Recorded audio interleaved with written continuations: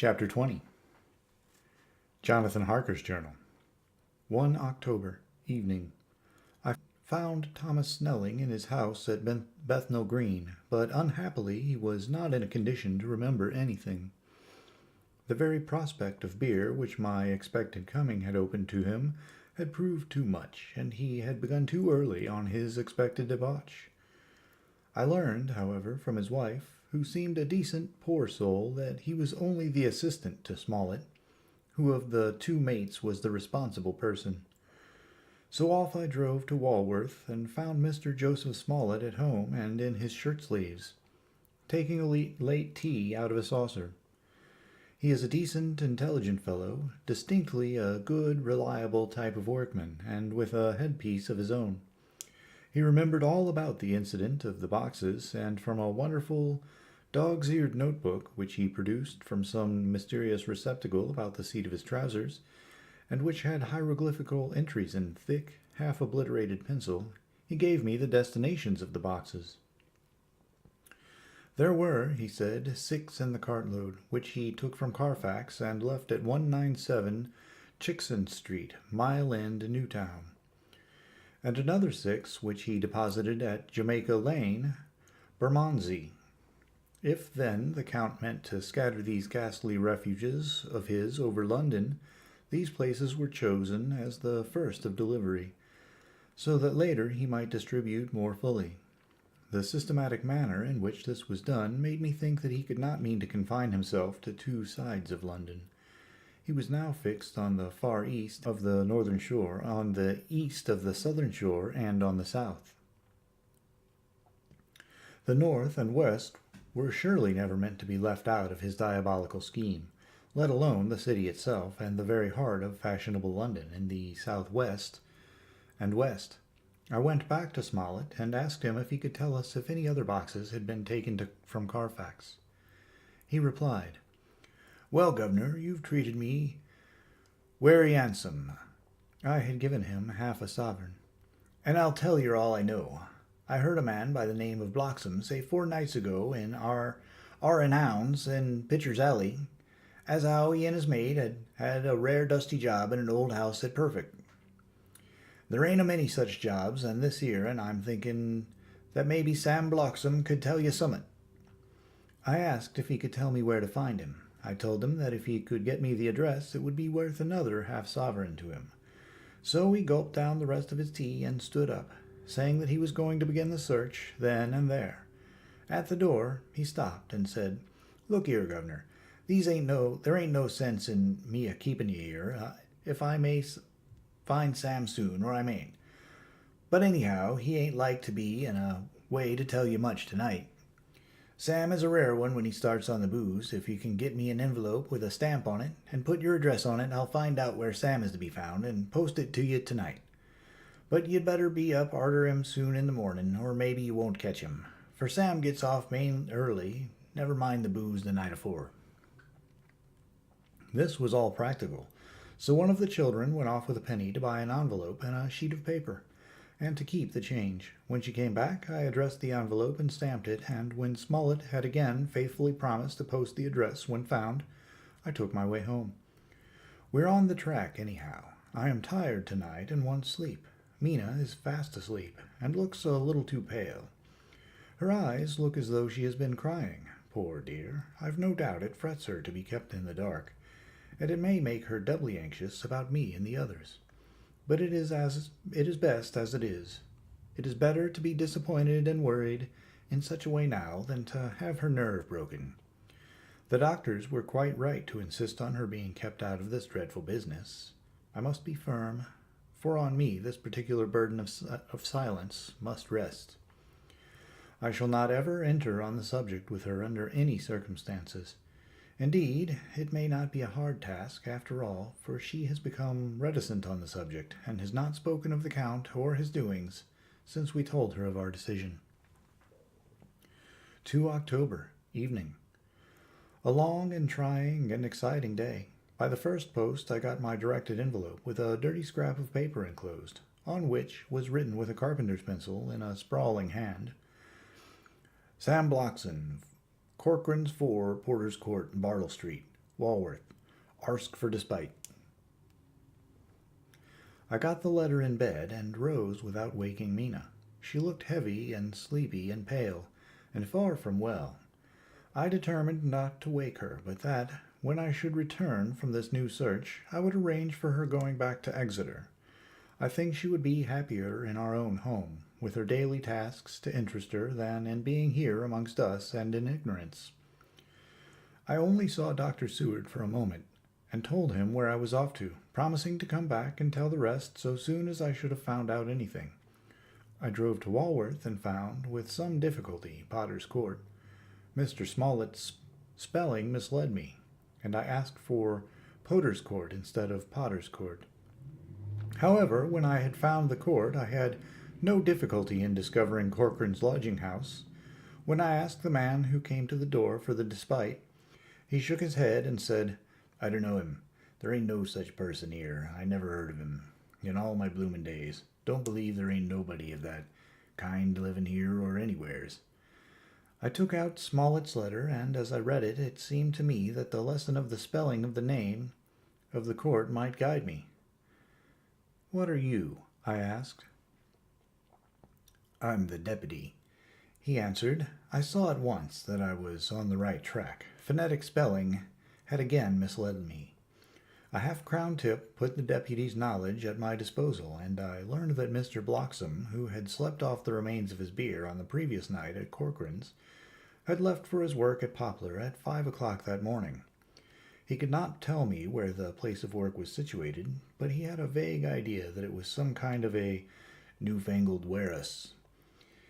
And with this slender clue, I had to start for Poplar.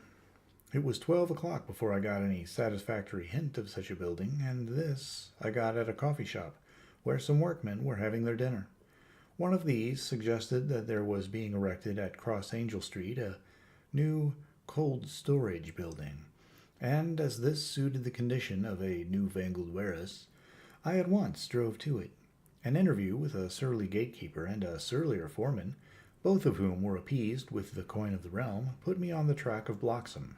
He was sent for on my suggesting that I was willing to pay his day's wages to his foreman for the privilege of asking him a few questions on a private matter. He was a smart enough fellow, though rough of speech and bearing. When I had promised to pay for his information and given him an earnest, he told me that he had made 2 journeys between Carfax and a house in Piccadilly, and had taken from this house to the latter 9 great boxes, main heavy ones, with a horse and cart hired by him for this purpose. I asked him if he could tell me the number of the house in Piccadilly, to which he replied, "Well, governor, I forgets the number, but it was only a few doors from a big white church or something of the kind, not long built. It was a dusty old house, too, though nothing to the dustiness of the house we took the bloomin' boxes from." "How did you get into the house if they were both empty?" "There was the old party what engaged me a-waitin' in the house at Purfleet. He helped me to lift the boxes and put them in the dray. Curse me, but he was the strongest chap I ever struck, and him an old feller with a white moustache. One that thin you would think he couldn't throw a shotter." How this phrase thrilled through me. "Why, he took up his end o' the boxes like they was pounds of tea, and me a-huffin' and a-blowin' before I could end up mine anyhow, and I'm no chicken neither." "How did you get into the house in Piccadilly?" I asked. "He was there, too. He must a started off and got there afore me. For when I rung the bell, he come and opened the door hisself, and helped me to carry the boxes in the hall." "The whole 9?" I asked. "Yus, there was 5 in the first load and 4 in the second. It was main dry work, and I don't so well remember how I got home. I interrupted him. "Were the boxes left in the hall?" "Yus, it was a big hall, and there was nothing else in it." I made one more attempt to further matters. "You didn't have any key?" "Never used no key or nothing. The old gent, he opened the door hisself and shut it again when I druv off. I don't remember the last time, but that was the beer." "And you can't remember the number of the house?" No, sir, but you needn't have no difficulty about that. It's a high un with a stone front with a bow on it, and I steps up to the door. I know them steps haven't had to carry the boxes up with three loafers what come round to earn a copper. The old gent give them shillings, and they seeing they got so much, they wanted more. But he took none of them by the shoulder, and was like to throw 'em down the steps, till the lot of them went away a cussin'. I thought that with this description I could find the house, so, having pulled my friend for his information, I started off for Piccadilly. I had gained a new painful experience. The Count could, it was evident, handle the earth boxes himself. If so, time was precious, for now that he had achieved a certain amount of distribution, he could, by choosing his own time, complete the task unobserved. At Piccadilly Circus, I discharged my cab and walked westward. Beyond the Junior Constitutional, I came across the house described, and was satisfied that this was the next of the lairs arranged by Dracula. The house looked as though it had been long unattended. The windows were encrusted with dust, and the shutters were up. All the framework was black with time, and from the iron the paint had mostly scaled away. It was evident that up to lately there had been a large notice board in front of the balcony. It had, however, been roughly torn away, the uprights which had supported it still remaining. Behind the rails of the balcony I saw there were some loose boards whose raw edges looked white. I would have given a good deal to be able to see the notice board intact, as it would, perhaps, have given some clue to the ownership of the house. I remembered my experience of the investigation and purchase of Carfax, and I could not help but feel that if I could find the former owner, there might be some means discovered of gaining access to the house. There was, at present, nothing to be learned from the Piccadilly side, and nothing could be done. So I went round to the back to see if anything could be gathered from this quarter. The mews were active, the Piccadilly houses being mostly in occupation. I asked one or two of the grooms and helpers whom I saw around if they could tell me anything about the empty house. One of them said that he heard it had lately been taken, but he couldn't say from whom. He told me, however, that up to very lately there had been a notice board of "For Sale" up, and that perhaps Mitchell, Sons, and Candy, the house agents, could tell me something, as he thought he remembered seeing the name of that firm on the board. I did not wish to seem too eager, or to let my informant know or guess too much, so thanking him in the usual manner, I strolled away. It was now growing dark, and the autumn night was closing in, so I did not lose any time. Having learned the address of Mitchell, Sons, and Candy from a directory at the Berkeley, I was soon at their office in Sackville Street. The gentleman who saw me was particularly suave in manner, but uncommunicative in equal proportion. Having once told me that the Piccadilly house, which throughout our interview he called a mansion, was sold, he considered my business as concluded. When I asked who had purchased it, he opened his eyes a thought wider, and paused a few seconds before replying, "It is sold, sir." "Pardon me," I said, with equal politeness, "but I have a special reason for wishing to know who purchased it." Again he paused longer and raised his eyebrows still more. "It is sold, sir," was his laconic reply. "Surely," I said, "you do not mind letting me know so much." "But I do mind," he answered. "The affairs of their clients are absolutely safe in the hands of Mitchell, Sons, and Candy." This was manifestly a prig of the first water, and there was no use arguing with him. I thought I had best meet him on his own ground, so I said, "Your clients, sir, are happy in having so resolute a guardian of their confidence. I am myself a professional man. Here I handed him my card. In this instance I am not prompted by curiosity. I act on the part of Lord Godalming, who wishes to know something of the property which was, he understood, lately for sale." These words put a different complexion on affairs. He said, "I would like to oblige you if I could, Mr. Harker, and especially would like to oblige his lordship. We once carried out a small matter of renting some chambers for him when he was the Honourable Arthur Holmwood.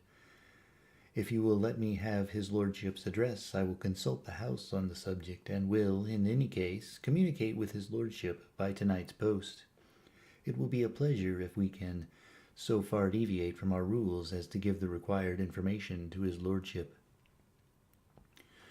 I wanted to secure a friend, and not to make an enemy, so I thanked him, gave him the address at Dr. Seward's, and came away. It was now dark, and I was tired and hungry. I got a cup of tea at the Aerated Bread Company, and came down to Purfleet by the next train. I found all the others at home. Mina was looking tired and pale, but she made a gallant effort to be bright and cheerful. It wrung my heart to think that I had had to keep anything from her, and so caused her inquietude. Thank God this will be the last night of her looking on at our conferences, and feeling the sting of our not showing our confidence. It took all my courage to hold to the wise resolution of keeping her out of our grim task. She seems somehow more reconciled, or else the very subject seems to have become repugnant to her, for when any accidental allusion is made, she actually shudders. I am glad we made our resolution in time, as with such a feeling as this, our growing knowledge would be torture to her. I could not tell the others of the day's discovery till we were alone, so after dinner, followed by a little music to save appearances even amongst ourselves, I took Mina to her room and left her to go to bed. The dear girl was more affectionate with me than ever, and clung to me as though she would detain me, but there was much to be talked of, and I came away. Thank God, the ceasing of telling things has made no difference between us. When I came down again, I found the others all gathered round the fire in the study. In the train I had written my diary so far, and simply read it off to them as the best means of letting them get abreast of my own information. When I had finished, Van Helsing said, "This has been a great day's work, friend Jonathan. Doubtless we are on the track of the missing boxes. If we find them all in that house, then our work is near the end. But if there be some missing, we must search until we find them. Then shall we make our final coup and hunt the wretch to his real death." We all sat silent a while, and all at once Mr. Morris spoke. "Say, how are we going to get into that house?" "We got into the other," answered Lord Godalming quickly. "But, Art, this is different. We broke house at Carfax, but we had night and a walled park to protect us. It will be a mighty different thing to commit burglary in Piccadilly, either by day or night. I confess I don't see how we are going to get in, unless that agency duck can find us a key of some sort. Perhaps we shall know when you get his letter in the morning." Lord Godalming's brows contracted, and he stood up and walked about the room. By and by he stopped and said, turning from one to another of us, "Quincy's head is level. This burglary business is getting serious. We got off once all right, but we have now a rare job on hand, unless we can find the Count's key basket." As nothing could well be done before morning, and as it would be at least advisable to wait till Lord Godalming should hear from Mitchell's, we decided not to take any active step before breakfast time. For a good while we sat and smoked, discussing the matter in its various lights and bearings. I took the opportunity of bringing this diary right up to the moment. I am very sleepy and shall go to bed. Just a line. Mina sleeps soundly, and her breathing is regular. Her forehead is puckered up into little wrinkles, as though she thinks even in her sleep. She is still too pale, but does not look so haggard as she did this morning. Tomorrow will, I hope, mend all this. She will be herself at home in Exeter. Oh, but I am sleepy. Dr. Seward's diary. 1 October. I am puzzled afresh about Renfield. His moods change so rapidly that I find it difficult to keep touch of them, and as they always mean something more than his own well-being, they form a more than interesting study. This morning, when I went to see him after his repulse of Van Helsing, his manner was that of a man commanding destiny. He was, in fact, commanding destiny, subjectively. He did not really care for any of the things of mere earth. He was in the clouds and looked down upon all the weaknesses and wants of us poor mortals. I thought I would improve the occasion and learn something. So I asked him, "What about the flies these times?" He smiled on me in quite a superior sort of way, such a smile as would have become the face of Malvolio, as he answered me. "The fly, my dear sir, has one striking feature. Its wings are typical of the aerial powers of the psychic faculties. The ancients did well when they typified the soul as a butterfly." I thought I would push his analogy to its utmost logically, so I said quickly, "Oh, it is a soul you are after now, is it?" His madness foiled his reason, and a puzzled look spread over his face as, shaking his head with a decision which I had but seldom seen in him, he said, "Oh no, oh no. I want no souls. Life is all I want." Here he brightened up. "I am pretty indifferent about it at present. Life is all right. I have all I want. You must get a new patient, doctor, if you wish to study zoophagy." This puzzled me a little, so I drew him on. "Then you command life. You are a god, I suppose." He smiled with an ineffably benign superiority. "Oh no, far be it from me to arrogate myself the attributes of the deity. I am not even concerned in his especially spiritual doings. If I may state my intellectual position, I am, so far as concerns things purely terrestrial, somewhat in the position which Enoch occupied spiritually." This was a poser to me. I could not at the moment recall Enoch's appositeness. So I had to ask a simple question, though I felt that by doing so I was lowering myself in the eyes of the lunatic. "And why with Enoch?" "Because he walked with God." I could not see the analogy, but did not like to admit it, so I harked back to what he had denied. "So you don't care about life, and you don't want souls. Why not?" I put my question quickly and somewhat sternly, on purpose to disconcert him. The effort succeeded. For an instant he unconsciously relapsed into his old servile manner, bent low before me, and actually fawned upon me as he replied, "I don't want any souls, indeed. Indeed, I don't. I could use them if I had them. They would be no manner of use. Couldn't use them if I had them. They would be no manner of use to me.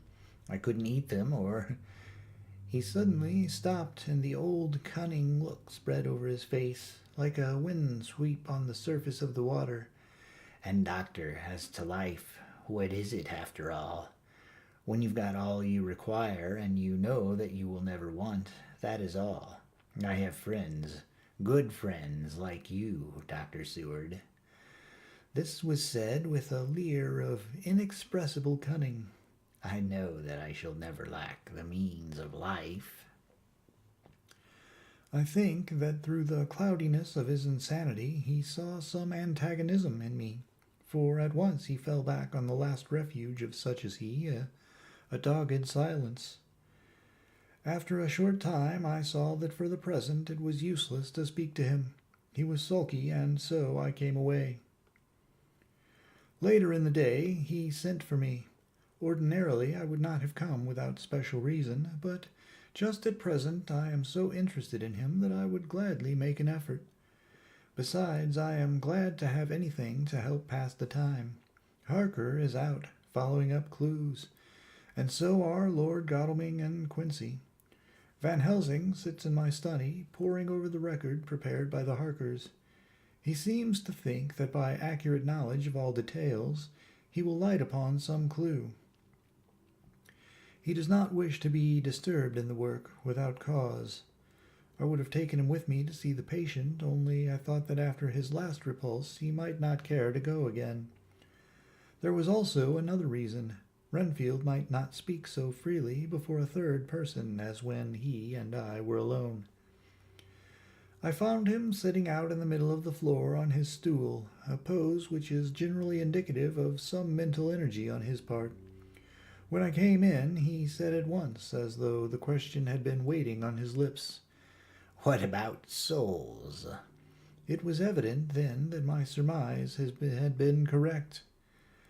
Unconscious cerebration was doing its work, even with the lunatic. I determined to have the matter out. "What about them yourself?" I asked.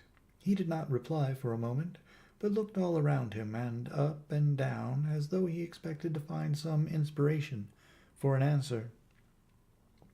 I don't want any souls, He said in a feeble, apologetic way. The matter seemed preying on his mind, and so I determined to use it. To be cruel, only to be kind. So I said, "You like life, and you want life." Oh, yes, but that is all right. You needn't worry about that. "But," I asked, "how are we to get the life without getting the soul also?" This seemed to puzzle him, so I followed it up.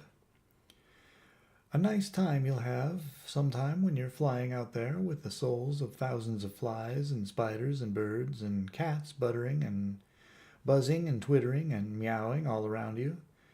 You've got their lives, you know, and you must put up with their souls." Something seemed to affect his imagination, for he put his fingers to his ears and shut his eyes, screwing them up tightly just as a small boy does when his face is being soaped. There was something pathetic in it that touched me. It also gave me a lesson, for it seemed that before me was a child, only a child. Though the features were worn and the stubble on the jaws was white, it was evident that he was undergoing some process of mental disturbance, and knowing how his past moods had interpreted things seemingly foreign to himself, I thought I would enter into his mind as well as I could and go with him. The first step was to restore confidence. So I asked him, speaking pretty loud so that he would hear me through his closed ears, "Would you like some sugar to get your flies round again?" He seemed to wake up all at once and shook his head. With a laugh, he replied, Not much. Flies are poor things, after all. After a pause, he added, But I don't want their souls buzzing round me, all the same. "Or spiders," I went on. Blow spiders. What's the use of spiders? There isn't anything in them to eat, or... He stopped suddenly, as though reminded of a forbidden topic. So, I thought to myself, this is the second time he has suddenly stopped at the word drink. What does it mean? Renfield seemed himself aware of having made a lapse, for he hurried on as though to distract my attention from it. I don't take any stock at all in such matters. Rats and mice and such small deer, as Shakespeare has it. Chicken feed of the larder, they might be called. I'm past that sort of nonsense. You might as well ask a man to eat molecules with a pair of chopsticks as to try to interest me about the lesser carnivora when I know of what is before me.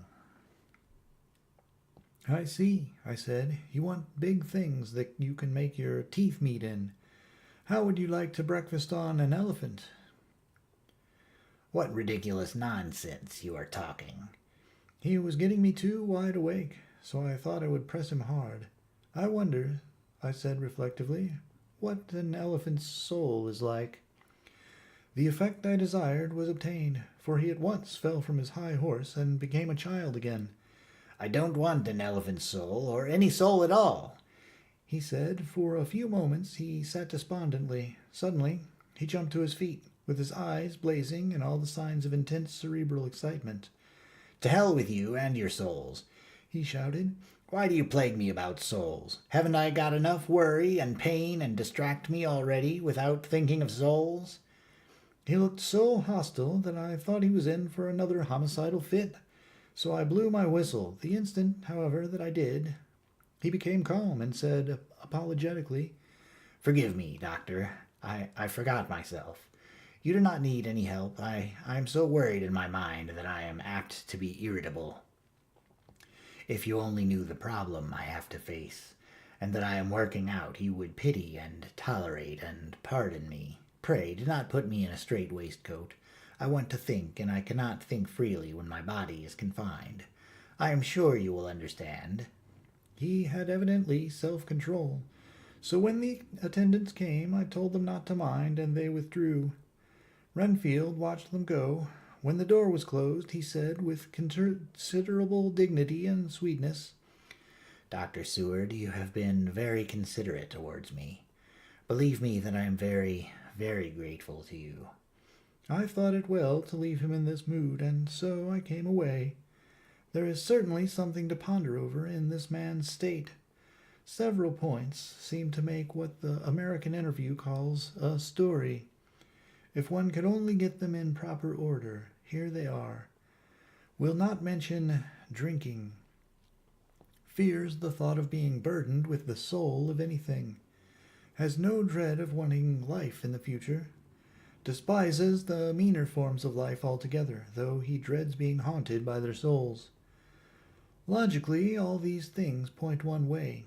He has assurance of some kind that he will acquire some higher life. He dreads the consequence, the burden of a soul. Then it is a human life he looks to. And the assurance? Merciful God! The Count has been to him, and there is some new scheme of terror afoot. Later, I went after my round to Van Helsing and told him my suspicion. He grew very grave, and, after thinking the matter over for a while, asked me to take him to Renfield. I did so. As we came to the door, we heard the lunatic within singing gaily, as he used to do in the time which now seems so long ago. When we entered, we saw with amazement that he had spread out his sugar as of old. The flies, lethargic with the autumn, were beginning to buzz into the room. We tried to make him talk of the subject of our previous conversation, but he would not attend. He went on with his singing, just as though we had not been present. He had got a scrap of paper and was folding it into a notebook. We had to come away as ignorant as we went in. He is a curious case indeed. We must watch him tonight. Letter, Mitchell, Sons, and Candy to Lord Godalming, 1 October. My lord, we are at all times only too happy to meet your wishes. We beg, with regard to the desire of your lordship, expressed by Mr. Harker on your behalf, to supply the following information concerning the sale and purchase of number 347 Piccadilly. The original vendors are the executors of the late Mr. Archibald Winter Suffield. The purchaser is a foreign nobleman, Count de Ville, who effected the purchase himself, paying the purchase money in notes over the counter. If your lordship will pardon us using so vulgar an expression. Beyond this, we know nothing whatever of him. We are, my lord, your lordship's humble servants, Mitchell, Sons, and Candy. Dr. Seward's Diary. 2 October. I placed a man in the corridor last night and told him to make an accurate note of any sound he might hear from Renfield's room, and gave him instructions that if there should be anything strange he was to call me. After dinner, when we had all gathered round the fire in the study, Mrs. Harker having gone to bed, we discussed the attempts and discoveries of the day. Harker was the only one who had any result, and we are in great hopes that his clue may be an important one. Before going to bed, I went round to the patient's room and looked in through the observation trap. He was sleeping soundly, and his chest rose and fell with regular respiration. This morning, the man on duty reported to me that a little after midnight he was restless and kept saying his prayers somewhat loudly. I asked him if that was all. He replied that it was all he heard. There was something about his manner so suspicious that I asked him point blank if he had been asleep. He denied sleep, but admitted to having dozed for a while. It is too bad that men cannot be trusted unless they are watched. Today, Harker is out following up his clue, and Art and Quincy are looking after horses. Godalming thinks that it will be well to have horses always in readiness, for when we get the information which we seek, there will be no time to lose. We must sterilize all the imported earth between sunrise and sunset. We shall thus catch the Count at his weakest, and without a refuge to fly to. Van Helsing is off to the British Museum looking up some authorities on ancient medicine. The old physicians took account of things which their followers did not accept. and the professor is searching for witch and demon curses which may be useful to us later. I sometimes think we must all be mad, and that we shall wake to sanity in strait waistcoats. Later, we have met again. We seem at last to be on the track, and our work of tomorrow may be the beginning of the end. I wonder if Renfield's quiet has anything to do with this. His moods have so followed the doings of the Count that the coming destruction of the monster may be carried to him in some subtle way. If we could only get some hint as to what passed in his mind between the time of my argument with him today and his resumption of fly-catching, it might afford us a valuable clue. He is now seemingly quiet for a spell, is he? That wild yell seemed to come from his room. The attendant came bursting into my room and told me that Renfield had somehow met with some accident. He had heard him yell, and when he went to, found him lying on his face on the floor, all covered with blood. I must go at once. Chapter 21. Dr. Seward's Diary. 3 October. Let me put down with exactness all that happened, as well as I can remember it, since last I made an entry. Not a detail that I can recall must be forgotten. In all calmness I must proceed. When I came to Renfield's room, I found him lying on the floor on his left side in a glittering pool of blood. When I went to move him, it became at once apparent that he had received some terrible injuries. There seemed none of that unity of purpose between the parts of the body which marks even lethargic sanity. As the face was exposed, I could see that it was horribly bruised, as though it had been beaten against the floor. Indeed, it was from the face wounds that the pool of blood originated. The attendant, who was kneeling beside the body, said to me as we turned him over, "I think, sir, his back is broken. See, both his right arm and leg, and the whole side of his face are paralyzed." How such a thing could have happened puzzled the attendant beyond measure.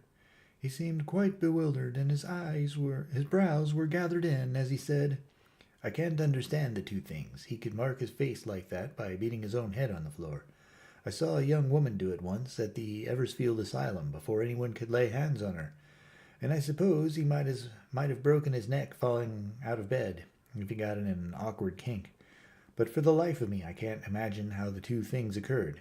If his back was broke, he couldn't beat his head, and if his face was like that before the fall out of bed, there would be marks of it." I said to him, "Go to Dr. Van Helsing and ask him to kindly come here at once." I went him without an instant's delay. The man ran off, and within a few minutes the professor in his dressing-gown and slippers appeared. When he saw Renfield on the ground, he looked keenly at him a moment, and then turned to me. I think he recognized my thought in my eyes, for he said very quietly, manifestly for the ears of the attendant, "Ah, a sad incident. He will need very careful watching and much attention. I shall stay with you myself, but I shall first dress myself. If you will remain, I shall in a few minutes join you." The patient was now breathing stertorously, and it was easy to see that he had suffered some terrible injury. Van Helsing returned with extraordinary celerity, bearing with him a surgical case. He had evidently been thinking and had his mind made up, for almost before he looked at the patient, he whispered to me, "Send the attendant away. We must be alone with him when he becomes conscious after the operation." So I said, "I think that will do now, Simmons. We have done all that we can at present. You had better go around, and Dr. Van Helsing will operate. Let me know instantly if there be anything unusual anywhere." The man withdrew, and we went into a strict examination of the patient. The wounds of the face was superficial. The real injury was a depressed fracture of the skull, extending right up through the motor area. The professor thought a moment and said, "We must reduce the pressure and get back to normal conditions as far as can be. The rapidity of the suffusion shows the terrible nature of his injury. The whole motor area seems affected.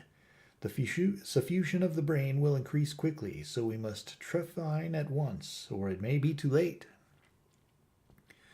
As he was speaking, there was a soft tapping at the door.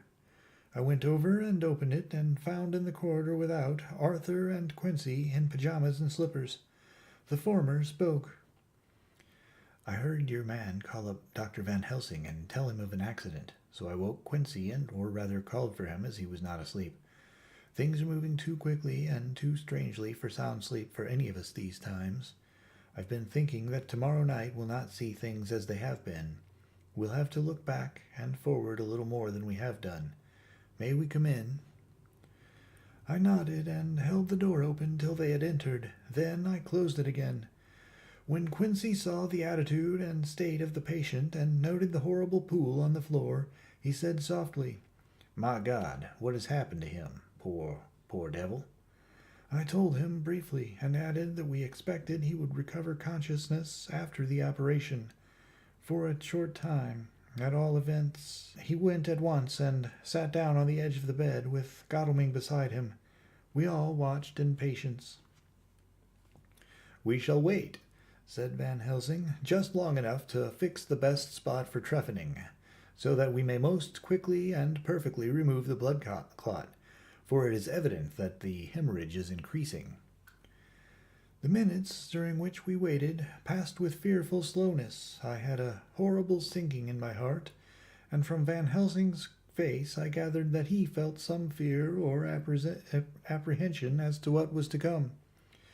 I dreaded the words that Renfield might speak. I was positively afraid to think, but the conviction of what was coming was on me, as I have read of men who have heard the death watch. The poor man's breathing became in uncertain gasps. Each instant he seemed as though he would open his eyes and speak, but then would follow a prolonged, stertorous breath, and he would relapse into a more fixed insensibility. Inured as I was to sick beds and death, this suspense grew and grew upon me. I could almost hear the beating of my own heart. The blood, surging through my temples, sounded like blows from a hammer. The silence finally became agonizing. I looked at my companions, one after another, and saw from their flushed faces and damp brows that they were enduring equal torture. There was a nervous suspense over us all, as though overhead some dread bell would peal out powerfully when we should least expect it. At last there came a time when it was evident that the patient was sinking fast. He might die at any moment. I looked up at the professor and caught his eyes on mine. His face was sternly set as he spoke.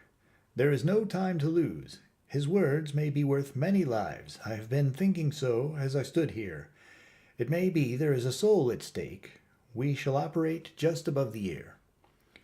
Without another word he made the operation. For a few moments the breathing continued to be stertorous.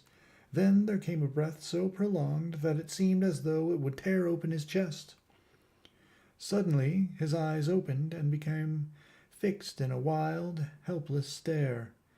This was continued for a few moments. Then it softened into a glad surprise, and from the lips came a sigh of relief. He moved convulsively, and as he did so, said, "I'll be quiet, Doctor. Tell them to take off the strait waistcoat. I have had a terrible dream, and it has left me so weak that I cannot move. What's wrong with my face? It feels all swollen, and it smarts dreadfully." He tried to turn his head, but even with the effort his eyes seemed to grow glassy again, so I gently put it back.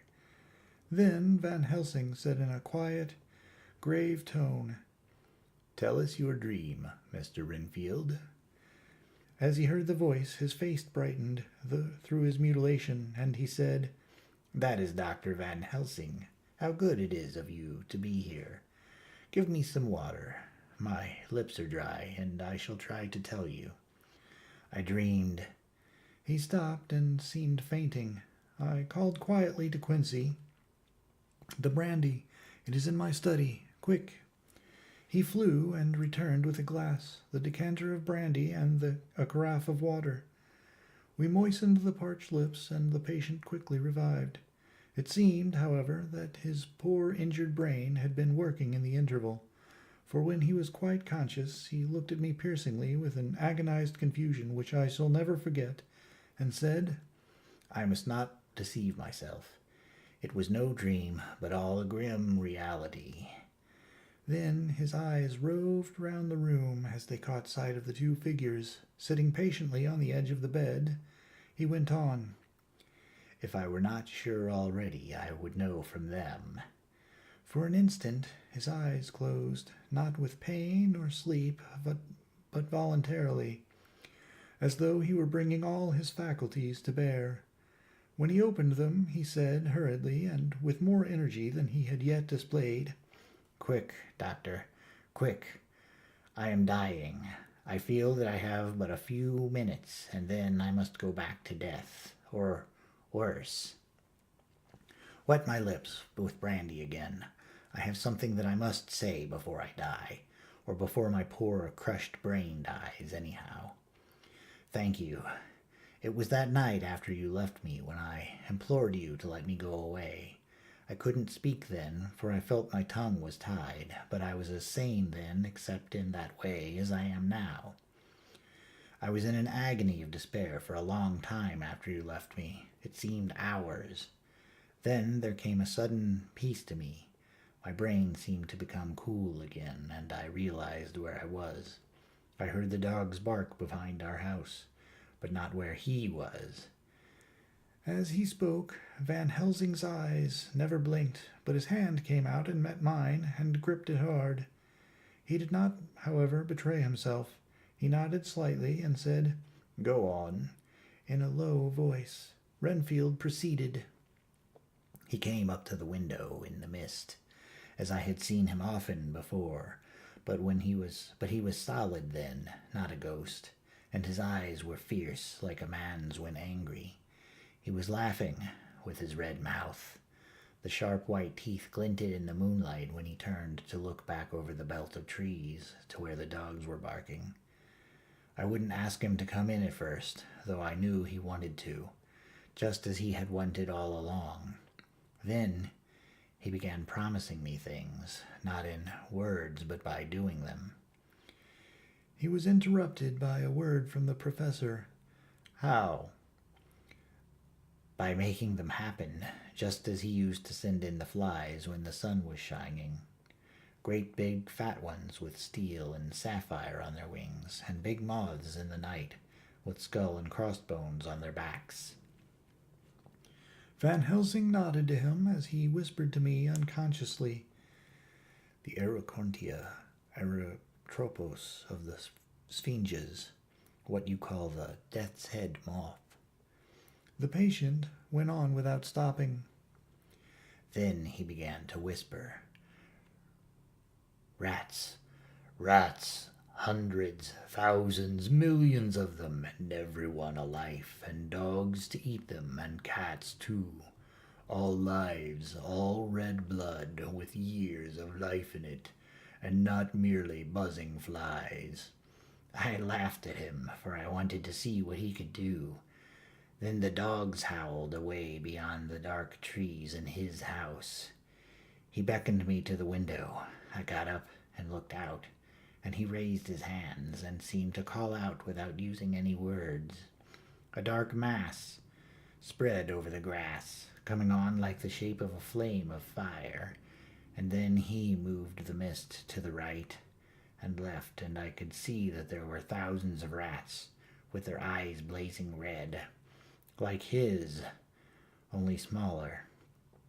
He held up his hand, and they all stopped, and I thought he seemed to be saying, "All these lives I will give you, aye, and many more, and greater, though through countless ages, if you will fall down and worship me."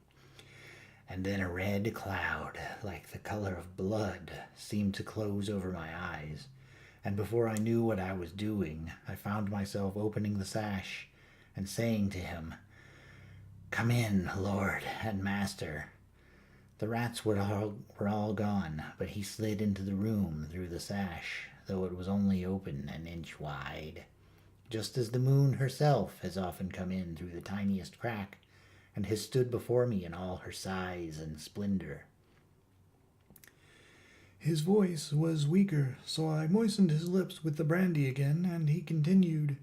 But it seemed as though his memory had gone on working in the interval, for his story was further advanced.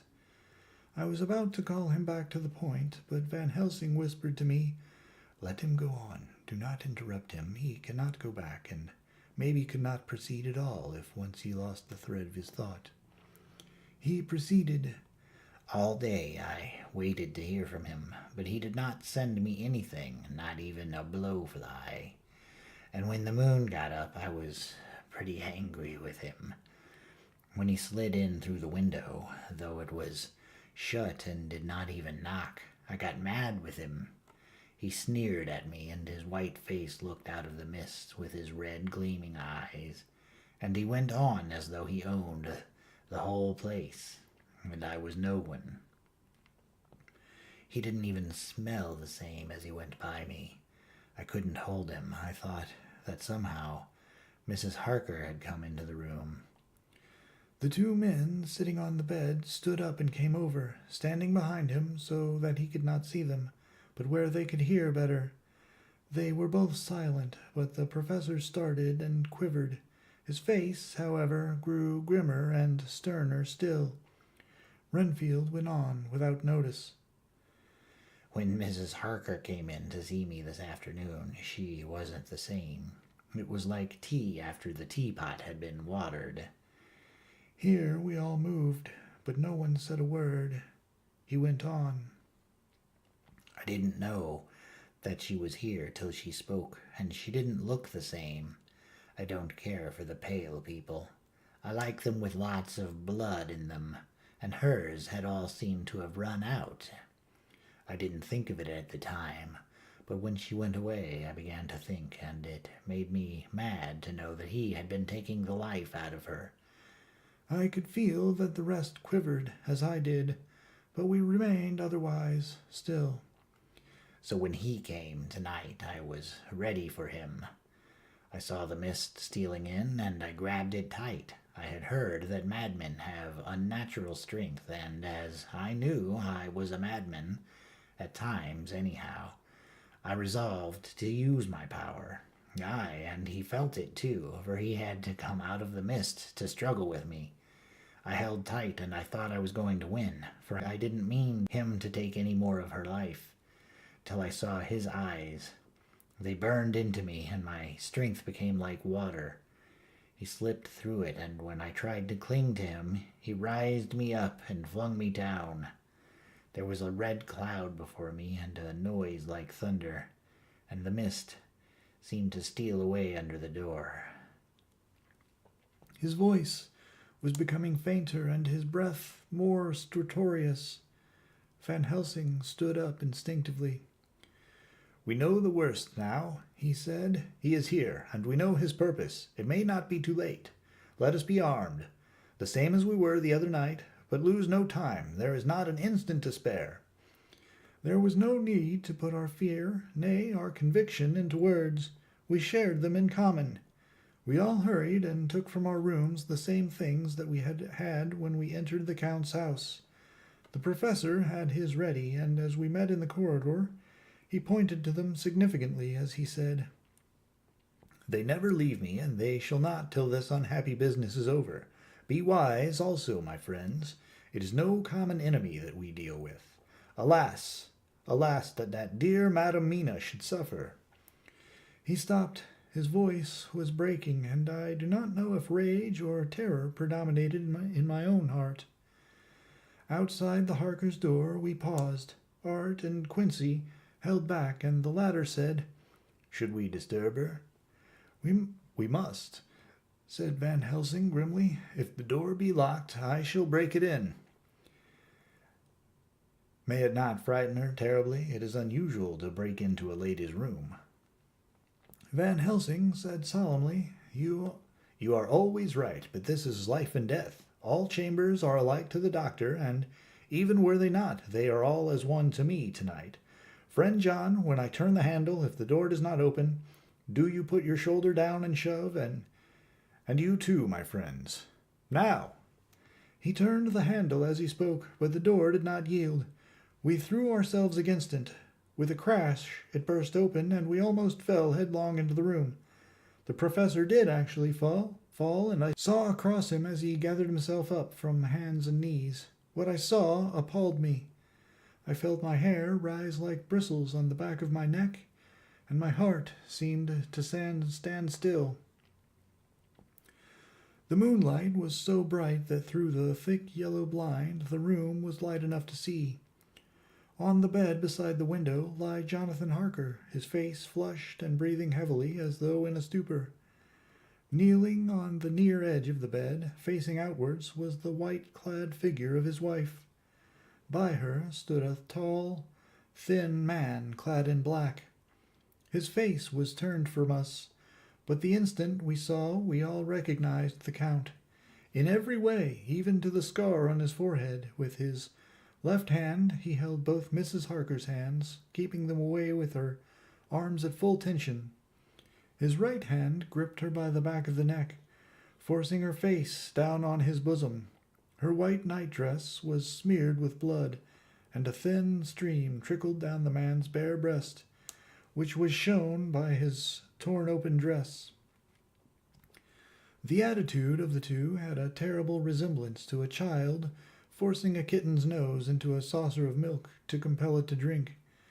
As we burst into the room, the Count turned his face, and the hellish look that I had heard described seemed to leap into it. His eyes flamed red with devilish passion. The great nostrils of the white aquiline nose opened wide and quivered at the edge, and the white, sharp teeth behind the full lips of the blood-dripping mouth clamped together like those of a wild beast. With a wrench, which threw his victim back upon the bed as though hurled from a height, he turned and sprang at us. But by this time the professor had gained his feet, and was holding towards him the envelope which contained the sacred wafer. The Count suddenly stopped, just as poor Lucy had done outside the tomb, and cowered back. Further and further back he cowered, as we, lifting our crucifixes, advanced. The moonlight suddenly failed as a great black cloud sailed across the sky, and when the gaslight sprang up under Quincy's match, we saw nothing but a faint vapor. This, as we looked, trailed under the door, which, with the recoil from its bursting open, had swung back to its old position. Van Helsing, Art, and I moved forward to Mrs. Harker, who by this time had drawn her breath, and with it had given a scream so wild, so ear-piercing, so despairing, that it seems to me now that it will ring in my ears till my dying day. For a few seconds she lay in her helpless attitude in disarray. Her face was ghastly, with a pallor which was accentuated by the blood which smeared her lips and cheeks and chin. From her throat trickled a thin stream of blood. Her eyes were mad with terror. Then she put before her face her poor, crushed hands, which bore on their whiteness the red mark of the Count's terrible grip. And from behind them came a low, desolate wail, which made the terrible scream seem only the quick expression of an endless grief. Van Helsing stepped forward and drew the coverlet gently over her body, whilst Art, after looking in her face for an instant despairingly, ran out of the room. Van Helsing whispered to me, "Jonathan is in a stupor such as we know the vampire can produce. We can do nothing with poor Madam Mina for a few moments till she recovers herself. I must wake him." He dipped the end of a towel in cold water, and with it began to flick him on the face. His wife, all the while, holding her face between her hands and sobbing in a way that was heartbreaking to hear. I raised the blind and looked out of the window. There was much moonshine, and as I looked, I could see Quincy Morris run across the lawn and hide himself in the shadow of a great yew tree. It puzzled me to think why he was doing this, but at the instant I heard Harker's quick exclamation as he woke to partial consciousness and turned to the bed. On his face, as there might well be, was a look of wild amazement. He seemed dazed for a few seconds, and then full consciousness seemed to burst upon him, all at once, and he started up. His wife was aroused by the quick movement, and turned to him with her arms stretched out as though to embrace him. Instantly, however, she drew them in again, and putting her elbows together, held her hands before her face and shuddered till the bed shook beneath her. "In God's name, what does this mean?" Harker cried out. "Dr. Seward, Dr. Van Helsing, what is it? What has happened? What is wrong? Mina dear, what is it? What does that blood mean? My God, has it come to this?" And raising himself to his knees, he beat his hands wildly together. "Good God, help us! Help her! Oh, help her!" With a quick movement, he jumped from bed and began to pull on his clothes, all the man in him awake at the need for instant exertion. "What has happened? Tell me all about it," he cried, without pausing. "Dr. Van Helsing, you love Mina, I know. Oh, do something to save her. It cannot have gone too far yet. Guard her while I look for him." His wife, through her terror and horror and distress, saw some sure danger to him. Instantly, forgetting her own grief, she seized hold of him and cried out, "No, no, Jonathan, you must not leave me. I have suffered enough tonight, God knows, without the dread of his harming you. You must stay with me. Stay with these friends who will watch over you." Her expression became frantic as she spoke, and he yielding to her, she pulled him down, sitting on the bed, and clung to him fiercely. Van Helsing and I tried to calm them both. The professor held up his little golden crucifix and said with wonderful calmness, "Do not fear, my dear. We are here, and whilst this is close to you, no foul thing can approach. You are safe for tonight, and we must be calm and take counsel together." She shuddered and was silent, holding down her head on her husband's breast. When she raised it, his white night-robe was stained with blood where her lips had touched, and where the thin, open wound in her neck had sent forth drops. The instant she saw it, she drew back, with a low wail, and whispered, amidst choking sobs, "Unclean! Unclean! I must touch him or kiss him no more. Oh, that it should be that it is! I, who am now his worst enemy, and whom he may have most cause to fear." To this he spoke out resolutely. "Nonsense, Mina. It is a shame to me to hear such a word. I would not hear it of you, and I shall not hear it from you. May God judge me by my deserts, and punish me with more bitter suffering than even this hour. But if by any act or will of mine anything ever come between us—" He put out his arm and folded her to his breast, and for a while she lay there sobbing. He looked at us over her bowed head with eyes that blinked damply above his quivering nostrils. His mouth was set as steel. After a while her sobs became less frequent and more faint. And then he said to me, speaking with a studied calmness which I felt tried his nervous power to the utmost, "And now, Dr. Seward, tell me all about it. Too well I know the broad fact. Tell me all that has been." I told him exactly what had happened, and he listened with seeming impassiveness, but his nostrils twitched and his eyes blazed as I told how the ruthless hands of the Count had held his wife in that terrible and horrid position, with her mouth to the open wound in his breast. It interested me, even at that moment, to see that, whilst the face of white-set passion worked convulsively over the bowed head, the hands tenderly and lovingly stroked the ruffled hair. Just as I had finished, Quincy and Godalming knocked at the door. They entered in obedience to our summons. Van Helsing looked at me questioningly. I understood him to mean, if we were to take advantage of their coming, to divert, if possible, the thoughts of the unhappy husband and wife from each other and from themselves. On so nodding acquiescence to him, he asked them what they had seen or done, to which Lord Godalming answered, I could not see him anywhere in the passage or in any of our rooms. I looked in the study, but though he had been there, he had gone. He had, however. He stopped suddenly, looking at the poor, drooping figure on the bed. Van Helsing said gravely, Go on, friend Arthur, we want here no more concealments. Our hope now is in knowing all. Tell freely. So Art went on. He had been there, and though it could only have been for a few seconds, he made a rare hay of the place. All the manuscript had been burned, and the blue flames were flickering amongst the white ashes. The cylinders of your phonograph, too, were thrown on the fire, and the wax had helped of the flames. Here I interrupted. Thank God there is the other copy in the safe. His face lit for a moment, but fell again as he went on. I ran downstairs then, but could see no sign of him. I looked into Renfield's room, but there was no trace there except... Again he paused. Go on, said Harker hoarsely, so he bowed his head and, moistening his lips with his tongue, added, Except that the poor fellow is dead. Mrs. Harker raised her head, looking from one to the other of us, as she said solemnly, God's will be done.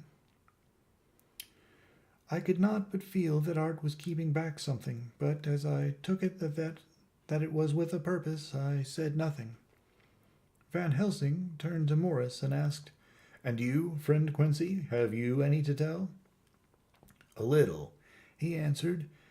It may be much eventually, but at present I can't say. I thought it well to know, if possible, where the Count would go when he left the house. I did not see him, but I saw a bat rise from Renfield's window and flap westward. I expected to see him in some shape to go back to Carfax, but he evidently sought some other lair. He will not be back tonight, for the sky is reddening in the east and the dawn is close. We must work tomorrow. He said the latter words through his shut teeth. For a space of perhaps a couple of minutes there was silence, and I could fancy that I could hear the sound of our hearts beating. Then Van Helsing said, placing his hand very tenderly on Mrs. Harker's head, And now, Madam Mina, poor, dear, dear Madam Mina, tell us exactly what happened. God knows that I do not want that you be pained, but it is need that we know all. For now, more than ever, has all work to be done quick and sharp, and in deadly earnest. The day is close to us that must end all, if it may be so, and now is the chance that we may live and learn. The poor, dear lady shivered, and I could see the tension of her nerves as she clasped her husband closer to her and bent her head lower and lower still on his breast. Then she raised her head proudly and held out one hand to Van Helsing, who took it in his, and after stooping and kissing it reverently, held it fast. The other hand was locked in that of her husband, who held his other arm thrown round her protectingly. After a pause, in which she was evidently ordering her thoughts, she began. I took the sleeping draught which you had so kindly given to me, but for a long time it did not act. I seemed to become more wakeful, and myriads of horrible fancies began to crowd in upon my mind, all of them connected with death and vampires, with blood and pain and trouble. Her husband involuntarily groaned as she turned to him and said lovingly, Do not fret, dear. You must be brave and strong and help me through the horrible task. If you only knew what an effort it is for me to tell of this fearful thing at all, you would understand how much I need your help. Well, I saw I must try to help the medicine to its work with my will, if it was to do me any good, so I resolutely set myself to sleep. Sure enough, sleep must soon have come to me, for I remember no more. Jonathan coming in had not waked me, for he lay by my side when next I remember. There was in the room the same thin, white mist that I had before noticed, but I forget now, if you know of this. You will find it in my diary, which I shall show you later. I felt the same vague terror which had come to me before, and the same sense of some presence. I turned to wake Jonathan, but found that he slept so soundly that it seemed as if it was he who had taken the sleeping draught, and not I. I tried, but I could not wake him. This caused me a great fear, and I looked around terrified. Then, indeed, my heart sank within me. Beside the bed, as if he had stepped out of the mist, or rather, as if the mist had turned into his figure, for it had entirely disappeared, stood a tall, thin man all in black. I knew him at once from the description of the others, the waxen face, the high, aquiline nose, on which the light fell in a thin, white line, the parted red lips with the sharp white teeth showing between, and the red eyes that I had seemed to see in the sunset on the windows of St. Mary's Church at Whitby. I knew, too, the red scar on his forehead where Jonathan had struck him. For an instant my heart stood still, and I would have screamed out, only that I was paralyzed. In the pause he spoke in a sort of keen, cutting whisper, pointing as he spoke to Jonathan. "Silence! If you make a sound, I shall take him and dash his brains out before your very eyes." I was appalled, and was too bewildered to do or say anything. With a mocking smile, he placed one hand on my shoulder, and holding me tight, bared my throat with the other, saying as he did so, "First, a little refreshment to reward my exertions. You may as well be quiet. It is not the first time, or the second, that your veins have appeased my thirst." I was bewildered, and, strangely enough, I did not want to hinder him. I suppose it is a part of the horrible curse that such is, when his touch is on his victim, and oh, my God, pity me. He placed his reeking lips upon my throat. Her husband groaned again. She clasped his hand harder and looked at him pityingly, as if he were the injured one, and went on. I felt my strength fading away, and I was in a half swoon. How long this horrible thing lasted I know not, but it seemed that a long time must have passed before he took his foul, awful, sneering mouth away. I saw it drip with the fresh blood. The remembrance seemed for a while to overpower her, and she drooped and would have sunk down but for her husband's sustaining arm. With a great effort she recovered herself and went on. Then he spoke to me mockingly. "And so you, like the others, would play your brains against mine? You would help these men to hunt me and frustrate me in my designs? You know now, and they know in part already, and will know in full before long what it is to cross my path. They should have kept their energies for use closer to home. Whilst they played wits against me who commanded nations, and intrigued for them and fought for them hundreds of years before they were born, I was countermining them, and you, their best beloved one, are now to me flesh of my flesh, blood of my blood, kin of my kin, my bountiful winepress for a while, and shall be later on my companion and my helper. You shall be avenged in turn, for not one of them but shall minister to your needs. But as yet you are to be punished for what you have done. You have aided in thwarting me. Now you shall come to my call. When my brain says, 'Come,' to you, you shall cross land or sea to do my bidding, and to that this end this." With that, he pulled open his shirt, and with his long, sharp nails opened a vein in his breast. When the blood began to spurt out, he took my hands in one of his, holding them tight, and with the other seized my neck and pressed my mouth to the wound, so that I must either suffocate or swallow some of the...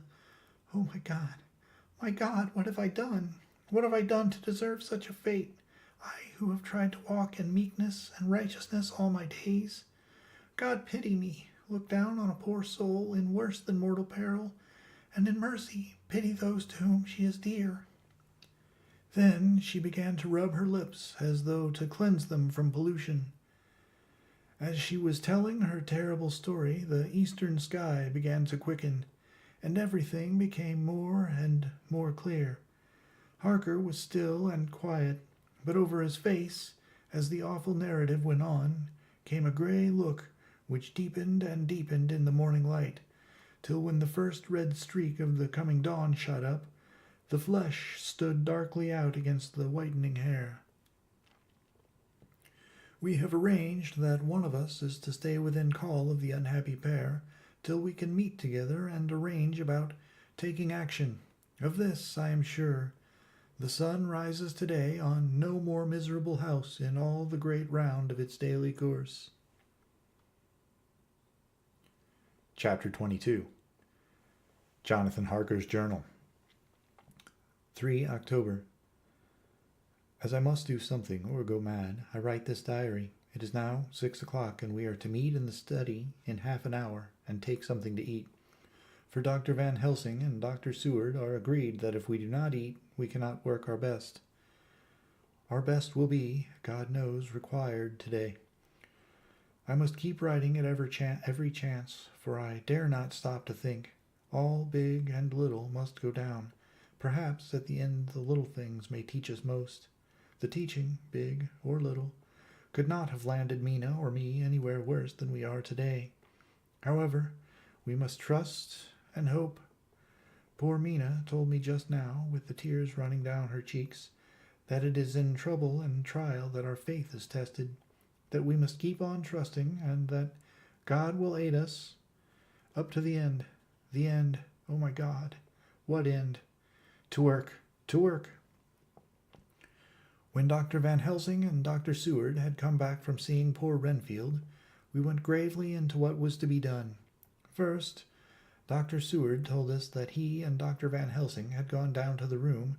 Below they had found Renfield lying on the floor, all in a heap. His face was all bruised and crushed in, and the bones of the neck were broken. Dr. Seward asked the attendant who was on duty in the passage if he had heard anything.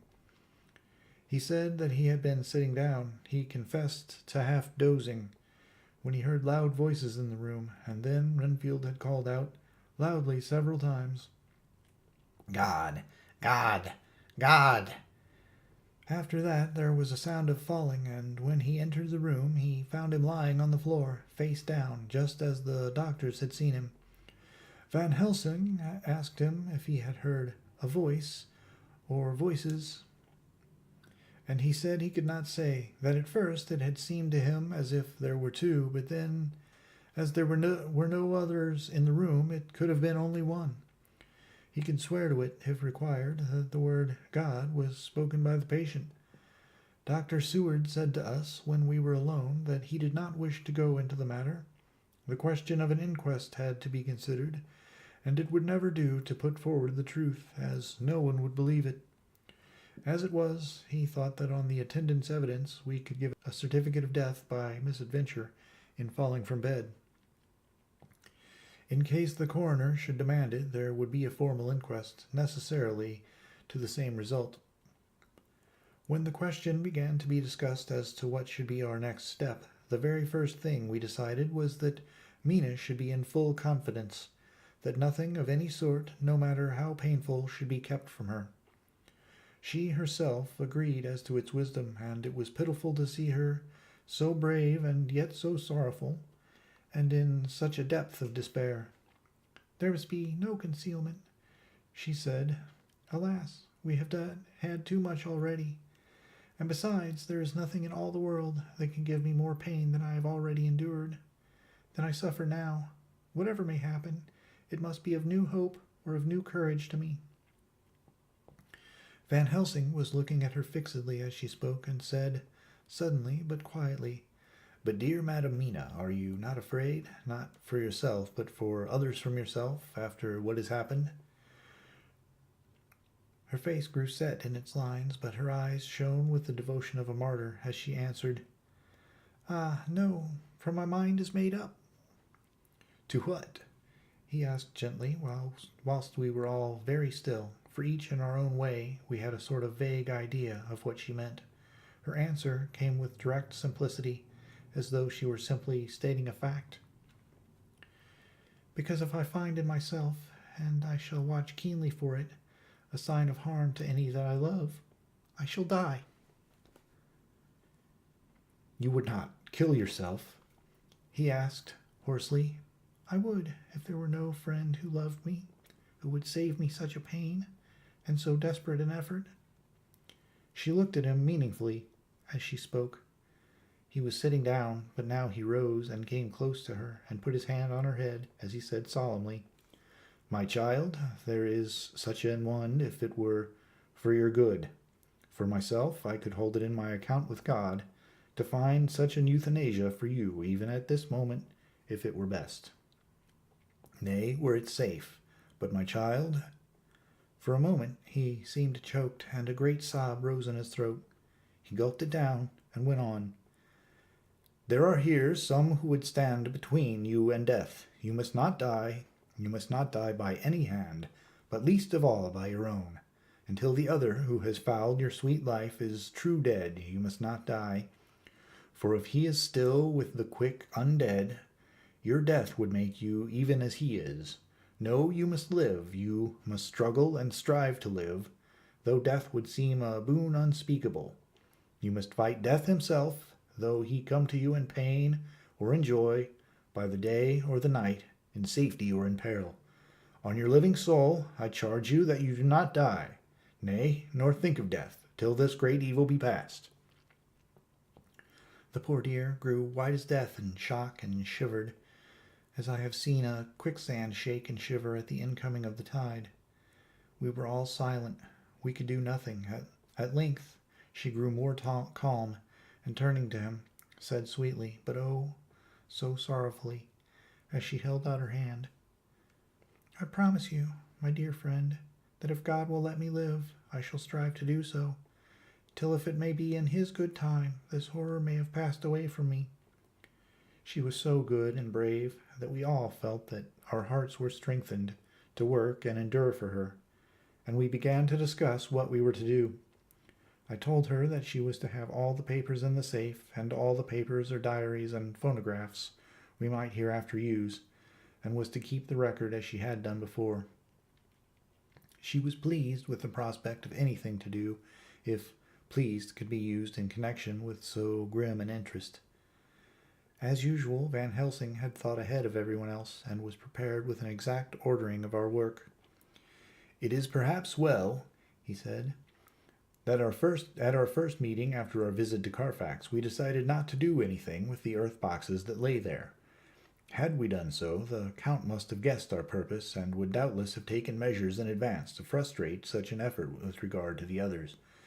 But now he does not know our intentions, nay, more in all probability, he does not know that such a power exists to us as can sterilize his lairs, so that he cannot use them as of old. We are now so much further advanced in our knowledge as to their disposition that, when we have examined the house in Piccadilly, we may track down the very last of them. Today, then, is ours, and in it rests our hope. The sun that rose on our sorrow this morning guards us in its course. Until it sets tonight, that monster must retain whatever form he now has. He is confined within the limitations of his earthly envelope. He cannot melt into thin air, nor disappear through cracks or chinks or crannies. If he go through a doorway, he must open the door like a mortal. And so we have this day to hunt out all his lairs and sterilize them. So we shall, if we have not yet catch him and destroy him, drive him to bay in some place where the catching and the destroying shall be, in time sure. Here I started up, for I could not contain myself at the thought that the minutes and seconds, so preciously laden with Mina's life and happiness, were flying from us. Since whilst we talked, action was impossible, but Van Helsing held up his hand warningly. Nay, friend Jonathan, he said, in this, the quickest way home is the longest way, so your proverb says.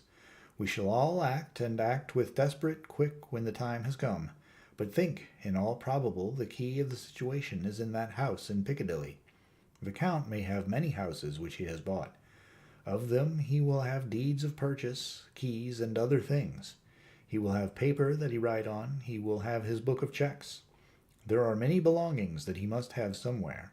Why not in this place so central, so quiet, where he can come and go by the front or back at all hour, when in the very vast of the traffic there is none to notice?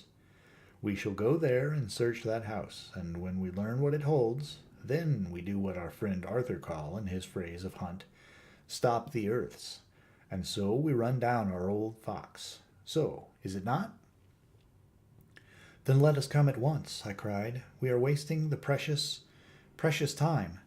The professor did not move, but simply said, "And how are we to get into that house in Piccadilly?" "Any way," I cried. "We shall break in if need be. And your police, where will they be, and what will they say?" I was staggered, but I knew that if he wished to delay, he had a good reason for it. So I said, as quietly as I could, "Don't wait more than need be, you know. I am sure what torture I am in." "Ah, my child, that I do, and indeed there is no wish of me to add to your anguish. But just think, what can we do until all the world be at movement? Then will our time come. I have thought and thought, and it seems to me that the simplest way is the best of all. Now we wish to get into the house, but we have no key. Is it not so?" I nodded. "Now suppose that you were, in truth, the owner of that house, and could not still get it, and think there was to you no conscience of the housebreaker. What would you do?" "I should get a respectable locksmith and set him work to pick the lock for me." "And your police, they would interfere, would they not?" "Oh no, not if they knew the man was properly employed." "Then," he looked at me keenly as he spoke, "all that is in doubt is the conscience of the employer, and the belief of your policeman as to whether or no that employer has a good conscience or a bad one. Your police must indeed be zealous men, and clever, oh, so clever, in reading the heart, that they trouble themselves in such matter. No, no, my friend Jonathan, you go take the lock off 100 empty house in this your London, or of any city in the world, and if you do it as such things are rightly done, and at the time such things are rightly done, no one will interfere. I have read of a gentleman who owned a so fine house in London, and when he went for months of summer to Switzerland and lock up his house, some burglar came and broke window and got back and got in. Then he went and made open the shutters in front and walk out and in through the door before the very eyes of the police. Then he have an auction in that house and advertise it and put up big notice, and when the day come he sell off by a great auctioneer all the goods of that other man who owned them. Then he go to a builder and he sell him that house, making an agreement that he pull it down and take all away within a certain time. And your police and other authority help him all they can. And when that owner come back from his holiday in Switzerland, he find only an empty hole where his house had been. And this was all done in regale. And in our work we shall be en regle too. We shall not go so early that the policemen, who have then little to think of, shall deem it strange, but we shall go after 10 o'clock, when there are many about, and such things would be done, were we indeed owners of the house." I could not but see how right he was, and the terrible despair of Mina's face became relaxed at the thought. There was hope in such good counsel. Van Helsing went on. "When once within that house, we may find more clues. At any rate, some of us can remain there, whilst the rest of us find the other places where there be more earth boxes, at Bermondsey and Mile End." Lord Godalming stood up. "I can be of some use here," he said. "I shall wire to my people to have horses and carriages where they will be most convenient." "Look here, old fellow," said Morris. "It is a capital idea to have all ready in case we want to go horsebacking, but don't you think that one of your snappy carriages with its heraldic adornments in a byway of Walworth or Mile End would attract too much of attention for our purposes? It seems to me that we ought to take cabs when we go south or east, and even leave them somewhere near the neighborhood that we are going to." "Friend Quincy is right," said the professor. "His head is what you call in plane with the horizon. It is a difficult thing that we go to do, and we do not want no peoples to watch us, if it so may.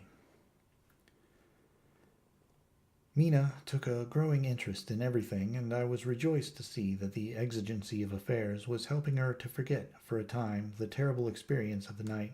She was very, very pale, almost ghastly, and so thin that her lips were drawn away, showing her teeth in somewhat of prominence.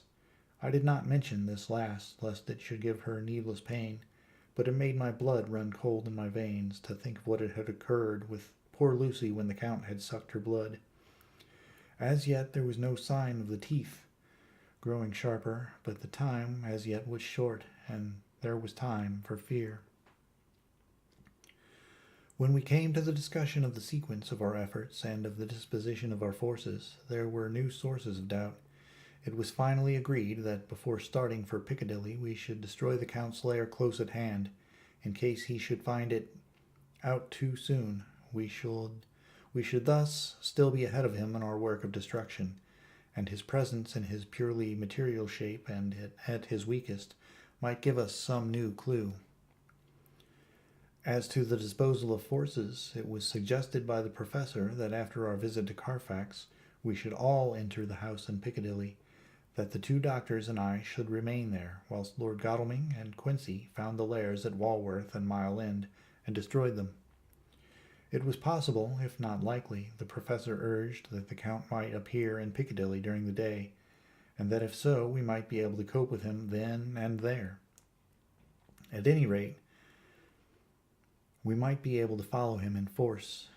To this plan I strenuously objected, and so far as my going was concerned, for I said that I intended to stay and protect Mina, I thought that my mind was made up on the subject, but Mina would not listen to my objection.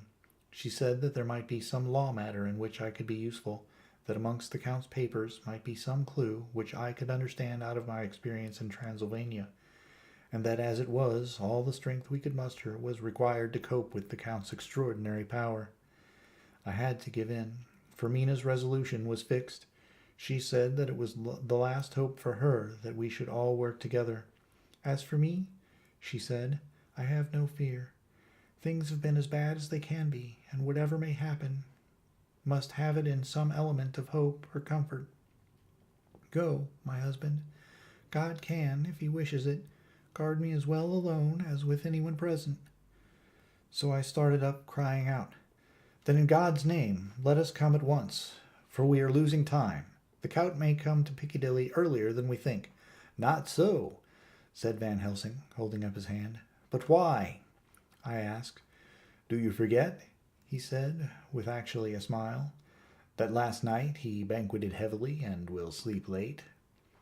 Did I forget? Shall I ever? Can I ever? Can any of us ever forget that terrible scene? Mina struggled hard to keep her brave countenance, but the pain overmastered her, and she put her hands before her face and shuddered whilst she moaned. Van Helsing had not intended to recall her frightful experience. He had simply lost sight of her and her part in the affair in his intellectual effort. When it struck him what he said, he was horrified at his thoughtlessness and tried to comfort her. Oh, Madam Mina, he said, dear, dear Madam Mina, alas, that I, of all who so reverence you, should have said anything so forgetful. These stupid old lips of mine and this stupid old head do not deserve so, but will you forget it? Will you not? He bent low beside her as he spoke. She took his hand and, looking at him through her tears, said hoarsely, No, I shall not forget, for it is well that I remember, and with it I have so much memory of you that is sweet, that I take it all together. Now you must all be going soon. Breakfast is ready, and we must all eat, that we may be strong. Breakfast was a strange meal to us all. We tried to be cheerful and encourage each other, and Mina was the brightest and most cheerful of us. When it was over, Van Helsing stood up and said, Now, my dear friends, we go forth to our terrible enterprise. Are we well armed, as we were on that night when we first visited our enemy's lair, armed against ghastly as well as carnal attack? We all assured him. Then it is well. Now, Madam Mina, You are in any case quite safe here until the sunset, and before then we shall return. If we shall return, but before we go, let me see you armed against personal attack. I have myself, since you came down, prepared your chamber by the placing of things of which we know, so that he may not enter. Now let me guard yourself. On your forehead I touch this piece of sacred wafer in the name of the Father, the Son, and there was a fearful scream, of which almost froze our hearts to hear, and as he placed the wafer on Mina's forehead, it had seared it, had burned into the flesh as though it had been a piece of white-hot metal. My poor darling's brain had told her the significance of the fact as quickly as her nerves received the pain of it, and the two so overwhelmed her that her overwrought nature had its voice in that dreadful scream. But the words to her thought came quickly. The echo of the scream had not ceased to ring on the air when there came the reaction, and she sank on her knees on the floor in an agony of abasement, pulling her beautiful hair over her face as the leper of old his mantle. She wailed out, "Unclean! Unclean! Even the Almighty shuns my polluted flesh. I must bear this mark of shame upon my forehead until the judgment day." They all paused. I had thrown myself beside her in an agony of helpless grief, and putting my arms around her tight, held her tight. For a few minutes our sorrowful hearts beat together, whilst the friends around us turned away their eyes, that ran tears silently. Then Van Helsing turned and said gravely, so gravely that I could not help feeling that he was in some way inspired and was stating things outside himself. "It may be that you may have to bear that mark till God himself see fit, as he most surely shall on the judgment day, to redress all the wrongs of earth and of his children that he has placed thereon. And oh, Madam Mina, my dear, may we who love you be there to see when that red scar, the sign of God's knowledge of what has been, shall pass away, and leave your forehead as pure as the heart we know.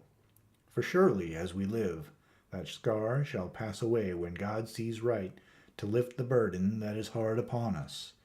Till then we bear our cross and his Son, as his Son did in obedience to his will. It may be that we are chosen instruments of his good pleasure, and that we ascend to his bidding as that other through stripes and shame, through tears and blood, through doubts and fears, and all that makes the difference between God and man." There was hope in his words and comfort, and they made for resignation. Mina and I both felt so, and simultaneously we took one of the old man's hand and bent over and kissed it. Then, without a word, we all knelt down together, and all holding hands, swore to be true to each other. When we men pledged ourselves to raise the veil of sorrow from the head of her whom, each in his own way, we loved, and we prayed for help and guidance in the terrible task which lay before us. It was then time to start. So I said farewell to Mina, a parting which neither of us shall forget to our dying day, and we set out. To one thing I have made up my mind. If we find out that Mina must be a vampire in the end, then she shall not go into that unknown and terrible land alone. I suppose it is thus that in old times one vampire meant many, just as their hideous bodies could only rest in sacred earth. So the holiest love was their recruiting sergeant for their ghastly ranks. We entered Carfax without trouble, and found all things the same as on the first occasion. It was hard to believe that amongst so prosaic surroundings of neglect and dust and decay there was any ground for such fear as already we knew. Had not our minds been made up, and had there not been terrible memories to spur us on, we could hardly have proceeded with our task. We found no papers or any sign of use in the house, and in the old chapel the great boxes looked just as we had seen them. Dr. Van Helsing said to us solemnly as we stood before them, "And now, my friends, we have a duty here to do. We must sterilize this earth, so sacred of holy memories, that he has brought from a far distant land for such fell use. He has chosen this earth because it has been holy. Thus we defeat him with his own weapon, for we make it more holy still. It was sanctified to such use of man. Now we sanctify it to God. As he spoke, he took from his bag a screwdriver and a wrench, and very soon the top of one of the cases was thrown open. The earth smelled musty and close, but we did not somehow seem to mind, for our attention was concentrated on the professor. Taking from his box a piece of the sacred wafer, he laid it reverently on the earth, and then, shutting down the lid, began to screw it home. We aided him as he worked. One by one, we treated in the same way each of the great boxes, and left them as we had found them to all appearance, but in each was a portion of the host. When we closed the door behind us, the professor said solemnly, "So much is already done. If it may be that with all the others we can be so successful, then the sunset of this evening may shine on Madam Mina's forehead, all white as ivory, and with no stain." As we passed across the lawn on our way to the station to catch our train, we could see the front of the asylum. I looked eagerly, and in the window of my own room saw Mina. I waved my hand to her and nodded to tell her that our work there was successfully accomplished. She nodded in reply to show that she understood. The last I saw, she was waving her hand in farewell. It was with a heavy heart that we sought the station and just caught the train, which was steaming in as we reached the platform. I have written this in the train. Piccadilly, 12:30 o'clock. Just before we reached Fenchurch Street, Lord Godalming said to me, "Quincy and I will find a locksmith. You had better not come with us in case there should be any difficulty, for under the circumstances it wouldn't seem so bad for us to break into an empty house. But you are a solicitor, and the Incorporated Law Society might tell you that you should have known better." I demurred as to my not sharing any danger even of odium, but he went on, "Besides, it will attract less attention if there are not too many of us. My title will make it all right with the locksmith and with any policeman that may come along. You had better go with Jack and the professor and stay in the Green Park, somewhere in sight of the house, and when you see the door opened and the smith has gone away, do you all come across. We shall be on the lookout for you and shall let you in." "The advice is good," said Van Helsing, so we said no more. Godalming and Morris hurried off in a cab, we following in another. At the corner of Arlington Street, our contingent got out and strolled into the Green Park. My heart beat as I saw the house on which so much of our hope was centered, looming up grim and silent in its deserted condition amongst its more lively and spruce-looking neighbors. We sat down on a bench within good view and began to smoke cigars so as to attract as little attention as possible. The minutes seemed to pass with leaden feet as we waited for the coming of the others. At length we saw a four-wheeler drive up. Out of it, in leisurely fashion, got Lord Godalming and Morris, and down from the box descended a thick-set working-man with his rush-woven basket of tools. Morris paid the cabman, who touched his hat and drove away. Together the two ascended the steps, and Lord Godalming pointed out what he wanted done. The workman took off his coat leisurely and hung it on one of the spikes of the rail, saying something to a policeman who just then sauntered along. The policeman nodded acquiescence, and the man, kneeling down, placed his bag beside him. After searching through it, he took out a selection of tools, which he produced to lay beside him in an orderly fashion. Then he stood up, looked into the keyhole, blew into it, and, turning to his employers, made some remark. Lord Godalming smiled, and the man lifted a good-sized bunch of keys. Selecting one of them, he began to probe the lock as if feeling his way with it. After fumbling about for a bit, he tried a second, and then a third. All at once the door opened under a slight push from him, and he and the two others entered the hall. We sat still. My own cigar burnt furiously, but Van Helsing's went cold altogether. We waited patiently as we saw the workman come out and bring in his bag. Then he held the door partly open, steadying it with his knees whilst he fitted a key to the lock. This he finally handed to Lord Godalming, who took out his purse and gave him something. The man touched his hat, took his bag, put on his coat, and departed. Not a soul took the slightest notice of the whole transaction. When the man had fairly gone, we three crossed the street and knocked at the door. It was immediately opened by Quincy Morris, beside whom stood Lord Godalming, lighting a cigar. "The place smells so vilely," said the latter as we came in. It did indeed smell vilely, like the old chapel at Carfax, and with our previous experience it was plain to us that the Count had been using the place pretty freely. We moved to explore the house, all keeping together in case of attack, for we knew we had a strong and wily enemy to deal with, and as we did not know whether the Count might not be in the house. In the dining room, which lay at the back of the hall, we found 8 boxes of earth, 8 boxes only out of the 9 which we sought. Our work was not over, and would never be until we should have found the missing box.